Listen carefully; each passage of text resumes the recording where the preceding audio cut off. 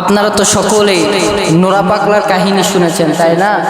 Internet খুঁজলেই পাওয়া যায় Nora পাগলা। এই ব্যক্তিটা কে আসলে আমি নিজেও জানতাম না। এখন দেখতেছি এর নামে অনেক কথা বাহির হচ্ছে। সে নাকি নিজেকে নবী হিসাবে দাবি করেছিল। সে নাকি বলেছে যে পৃথিবীতে আমি ঈসা আলাইহিস সালাতু ওয়াস সালাম হিসাবে এসেছি। নাউজুবিল্লাহ বলেন। তারপরে তার কাবা শরীফে তার কবরকে এখন সে ইন্তেকাল করার পরে তার কবরের ভেতরে কাবা শরীফকে বানিয়ে রেখেছে। এই কাবা শরীফকে বানানোর পরে সেই কাবা শরীফকে মানুষেরা তোয়াফ করতেছে। নাউজুবিল্লাহ বলেন।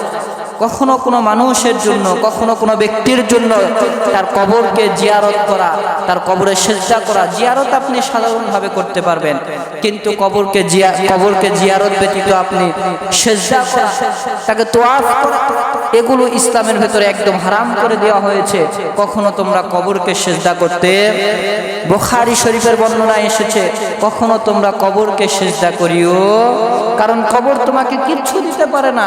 এইটা তো দুনিয়াতে একটা খেলতামাশার বিষয়, দুনিয়াতে একটা সাধারণ জিনিস, এইটা কখনো তোমাকে কোনো কিছু দেওয়ার ক্ষমতা রাখে? এই নোরা পাগলা নিজেকে নবী হিসাবে দাবি করেছিলেন। সে মারা যাওয়ার পরে বলেছিলেন, মারা যাওয়ার আগে বলেছিলেন যে আমার লাশ কখন আল্লাহ তাআলা জাহান্নামে দিবে। সে মারা যাওয়ার পরে তার কবরের উপরে একটা কাবা শরীফের মতো বানানো হয়েছিল। সেখানে তার মুরিদেরা এরকম 7 পাক ঘুরে সেটাকে তোয়াফ করা শুরু করে দিয়েছে। নাউজুবিল্লাহ বলেন। এইটা ইসলামে একেবারে হারাম। কিন্তু তিনি এত অপরাধ করার পরেও তার লাশকে কবর থেকে বাহির করে এনে সেই লাশটাকে পুড়িয়ে দেওয়া, এটা কখনো শরীয়ত সমর্থন করে? শরীয়ত কখনো এটাকে সমর্থন করে না। তিরমিজি শরীফের ভেতরে পাওয়া যায়, আবু দাউদ শরীফের ভেতরে এসেছে, কখনো মানুষের লাশকে, কাফেরের লাশকে, জালেমের লাশকে তোমরা পুড়িয়ে দিতে পারবা না, মারধর করতে পারবা না। তিরমিজি শরীফের ভিতরে এসেছে এবং আবু দাউদ শরীফের ভিতরে আপনি হাদিসটা সুন্দরভাবে পেয়ে যাবেন। আল্লাহ রাসূল সাল্লাল্লাহু আলাইহি ওয়াসাল্লাম বলে দিয়েছেন, পৃথিবীতে যতই অপরাধকারী হোক না কেন, সে মারা যাওয়ার পরে তাকে শাস্তি দেওয়া বা তার লাশটাকে পুড়িয়ে ফেলা, এটা কখনো তোমাদের জন্য জায়েজ হবে? তো বাংলাদেশের ভেতরে যে তার লাশটাকে পুড়িয়ে দেওয়া হয়েছে, এটা একটা অন্যায় কাজ করা হয়েছে।